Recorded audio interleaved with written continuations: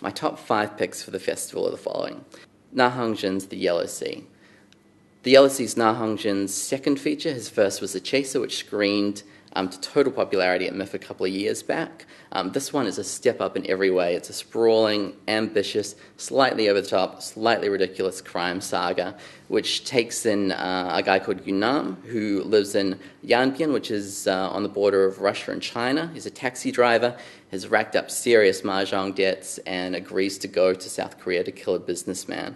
Of course, things do not go to plan, and to say carnage ensues is a massive understatement of the most extreme kind of terms. I saw this film in Cannes this year, and Cannes audiences are well known for being incredibly forthright of what they think of films. It's not uncommon to go to a cinema and people are yelling and cheering or booing or walking out of the screenings. One guy I saw was yelling out "Bravo," but I couldn't tell if he was being sarcastic or not. With The Yellow Sea, I saw at Cannes the most energized audience of the whole film. People were breaking into rapturous applause at every ridiculous, insane, over-the-top action sequence of the film. So I think this one is going to play really well, and I'm really excited to see how audiences here take to it as well. I think if you're a fan of South Korean genre film, certainly if you're a fan of The Chaser, this is something that you don't want to miss.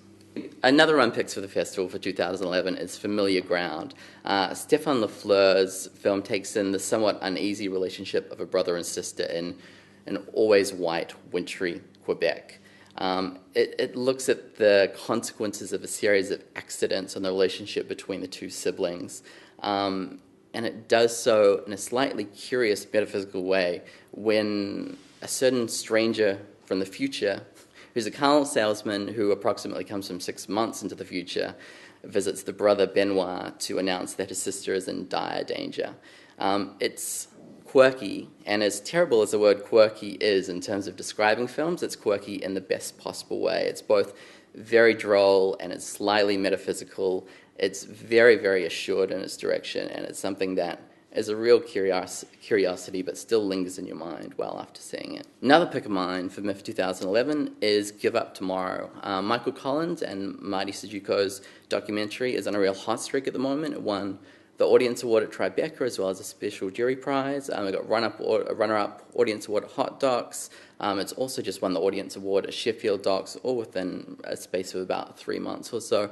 It takes in Cebu's Trial of the Century, which basically circulates around Paco Larranaga, who was sentenced to death for the kidnap, rape, and murder of 2 girls, despite the fact that evidence could show that he was on the other side of the country at the time, backed up by official records, photos, and approximately 40 eyewitness testimonies, and a legal process that basically descends into a Kafkaesque kind of nightmare.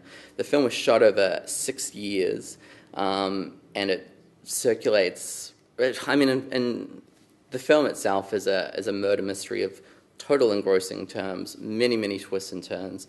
As well as that, it's a massive indictment of political corruption in the Philippines, circulates the world of international diplomacy, media manipulation, and trial by press, which has basically ended the use of the death penalty for this nation. People who are interested in social justice documentary won't want to miss this. It left me absolutely engrossed, absolutely outraged. Another pick of mine for MIFF 2011 is Into Eternity. The Finnish government, 500 meters below ground, is building a massive receptacle structure to house nuclear waste. This is going to be more and more common as time progresses. It's going to be more common against international governments as well. It's designed to obviously safeguard ourselves from hazardous material in the future. The issue here comes in that while we may pass away, the nuclear waste itself remains hazardous for 100,000 years.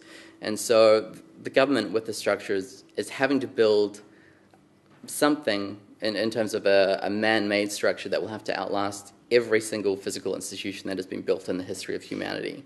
And this is where things get really interesting, because we have to take care and responsibility for those future generations and people in the far distant future who may stumble across this. How do we safeguard people from harm in terms of future governments, future archaeologists, people who stumble across this simply by accident? What is our duty of care to them, and how do we actually communicate with those people?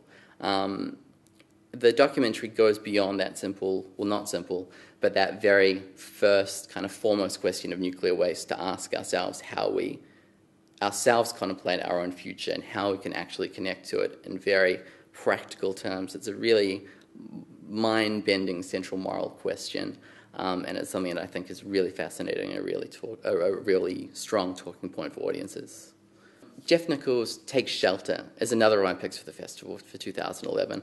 The film premiered to rapturous critical response in Sundance in 2011, as well as that took out the top prize at International Critics Week at Cannes this year. It stars Michael Shannon from Boardwalk Empire, previously from Jeff Nichols' first film Shotgun Stories, and also an Oscar nominee for Revolutionary Road previously, as well as Jessica Chastain, who is currently been seen in Terrence Malick's The Tree of Life. It takes in a small town husband and father who's plagued by apocalyptic visions of a coming storm, who no one else sees them, no one else can share them. He has to consider whether these things are a true kind of revelation of coming apocalypse, or whether they're the start of onset of mental illness, which runs in his family, and whether he needs to protect his family from the storm or from himself. It's a really strong actor's piece, and I think it's something that will really kind of reverberate with audiences here as it's done overseas.